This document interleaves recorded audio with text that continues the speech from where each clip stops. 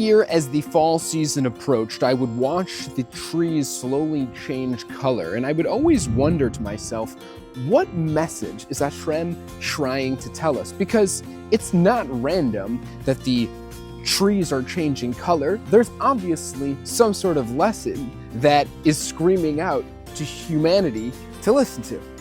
What exactly is that message? The colors of the trees could have stayed the same, but they're not. They're changing into fiery red and yellow and oranges.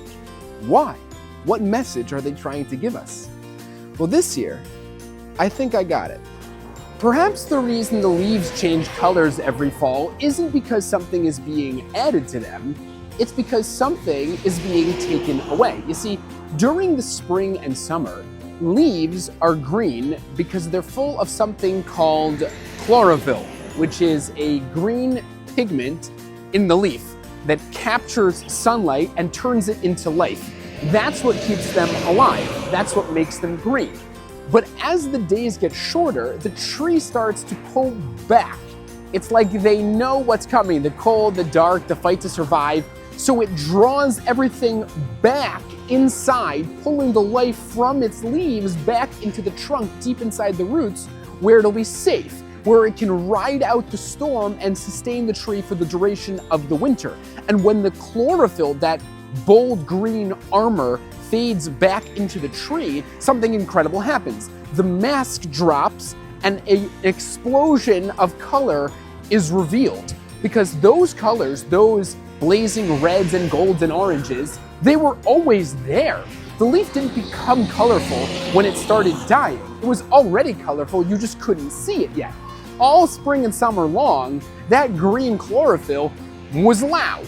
It took over the show. It screamed life so bright that it hit everything underneath. But when the warmth fades, when the light pulls back, when the easy days are gone and the green is needed back inside the trunk, that's when the color steps forward. The fall doesn't add beauty, it just uncovers it. The tree doesn't create fire, it reveals the fire that was buried beneath the green. And then it hit me. This isn't just about trees, it's about us. Isn't that exactly how it is with us? When life is easy, when everything's going smooth, when we're wrapped in comfort and routine, the surface looks good. We look alive. We look green. But when the pressure hits, when things get stripped away, when we're forced to pull back and rely on what's inside, that's when our real colors come out. That's when we find out if there's any red in us, any gold, any fire. When you look at a tree in the fall, it looks like it's slowly dying. But what looks like death is actually preparation. What looks like loss is actually the tree saving itself. The tree is getting ready. It's letting go on the outside so it can hold onto what matters on the inside. And that is exactly the lesson we need to hear at this point of the year. We just came through this spiritual Super Bowl, Elul, Rosh Hashanah, Yom Kippur, Sukkot, Hoshana Rabbah, Shmini Atzeret, Simchas Torah. We were on fire. We were davening like pros, crying during the Masana Tokef, building sukkahs, shaking lulav and esrogs, dancing all night with the Torah. We were alive. We were bright green. We were fully charged. But now, it's October. It's November. The air gets cold, the rush fades, the Yamim Noraim are gone, and the Yetzer Hara starts gearing up for his annual winter campaign. And it's easy to think, here comes another winter of nothingness, of spiritual silence, of slow, creeping stagnancy. But that's a lie. Because now is when you're supposed to be like the tree. Now is when we pull the energy back inside. Now is when we take all that fire we got from the Yamim Noraim and Yom Kippur and bring it deep within us and use it as fuel to power us through the cold. Because it's nice to cry and dance when the lights are on, when the music's loud and the sukkah's full of guests. But who are you when it's quiet?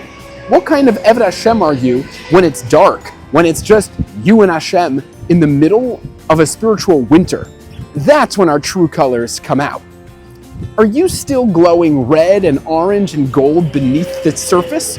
Or was it all just green paint? You see, even the Kohen Gadol on Yom Kippur, the holiest man on the holiest day, didn't just go to the mikveh once. He went 5 times on Yom Kippur. Before every new part of his avodah, he went to the mikveh. Before stepping into a higher level of holiness, he immersed himself again before bringing a carbon. Before entering the Kodesh HaKodashim, he would go into the mikveh. Before each sacred act, another mikveh, another rise, another renewal. That all makes sense. Each immersion in the mikveh prepared him for the next level of Kedusha. But the last one, that's the one that doesn't make any sense. After the whole Avodah is over, after the Avodah is done, after he's achieved the holiest connection possible, the Kohen Gadol goes to the mikveh one more time, not before entering the Kodesh HaKodashim, but before going home. Why, you might ask? Why does going home need a mikveh? He's finished his holy work, and now he's going home. He's going to his wife, he's going to his kids, he's going to sweep and take out the garbage. Why does that need a mikveh? The answer is because that's where holiness is tested. Not in the Kodesh HaKodashim, but in the kitchen. Not in the Beis HaMikdash, but in the streets of your life filled with chaos and craziness and holiness.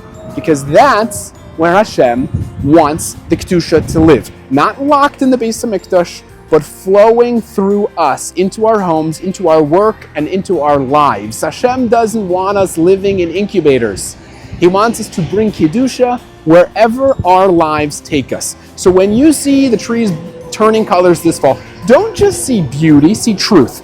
See how the color was actually there. The cold just gave it permission to shine. Because as fall moves on and we gear up for winter, Hashem isn't taking away the light of Tishrei.